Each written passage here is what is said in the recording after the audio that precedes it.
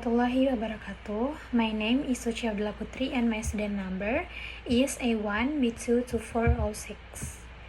And this is my video of deliberate pronunciation. When I was 27 years old, I left a very demanding job that was even more demanding, teaching. I went to teach 7th graders math in the New York City public schools. And like any teacher, I made quizzes and tests. I gave out homework assignments. When the work came back, I calculated grades. What struck me was that IQ was not the only difference between my best and my worst students. Some of my strongest performers did not have stratospheric IQ scores. Some of my smartest kids weren't doing so well. And that got me thinking. The kinds of things you need to learn in 7th grade math. Sure, they're hard. Ratios, decimals, the area of parallelogram, but these concepts are not impossible. And I was firmly convinced that every one of my students could learn the material if they work hard and long enough. After several more years of teaching, I came to the conclusion that what we need in education is a much better understanding of students and learning from a motivational perspective, from a psychological perspective.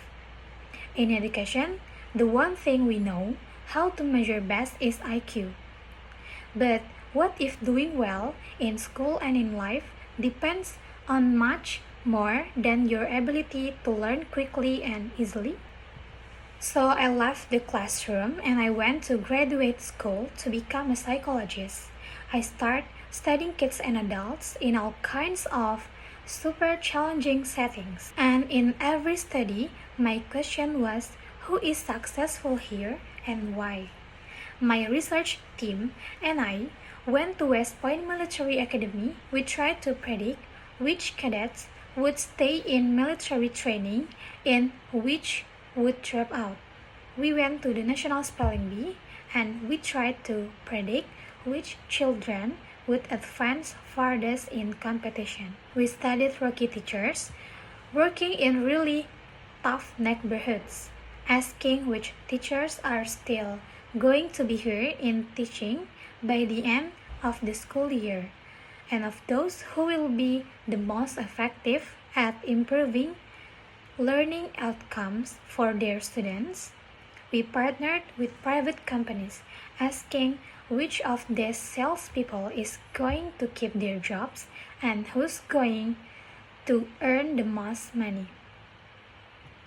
In all those very different contexts, one characteristic emerged as a significant predictor of success, and it wasn't social intelligence, it wasn't good looks and physical health, and it wasn't IQ, it was grit.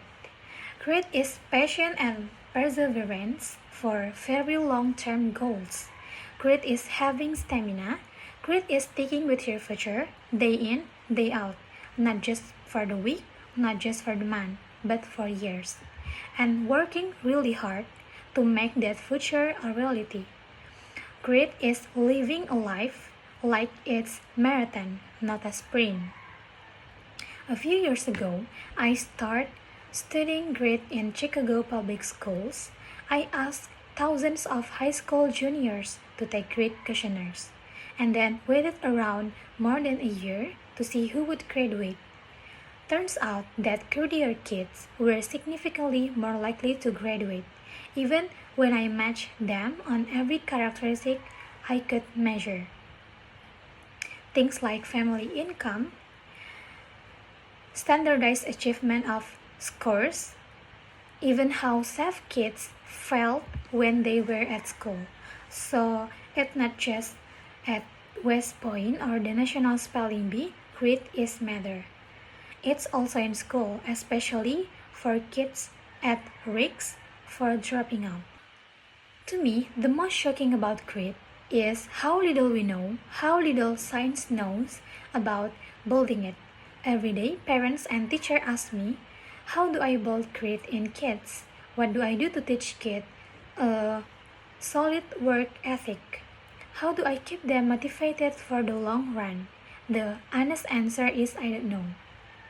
What I do know is that talent doesn't make you greedy. Our data show clearly that there are many talented individuals who simply do not follow through on their commitments. In fact, in our data, greed is usually unrelated or even inversely related to measures of talent. So far, the best idea I've heard about building grit in kids is something called growth mindset. Growth mindset, this is an idea development at Stanford University by Carol Dweck. And it is the belief that the ability to learn is not fixed, that it can change with your effort. Dr. Dweck has shown that when kids read and learn about the brain and how it changes and grows in response to challenge, they're much more likely to persevere when they fail because they don't believe that failure is a permanent condition.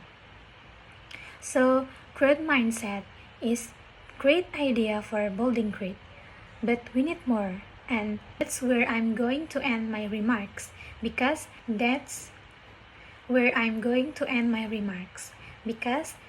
where we are. That's the work that stands before us.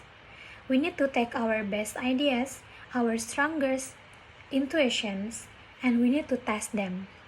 We need to measure whether we've been successful. And we have to be willing to fail, to be wrong, and to start over again with lesson learned. In other words, we need to be greedy about getting our kids greedier. Thank you. Wassalamualaikum warahmatullahi wabarakatuh.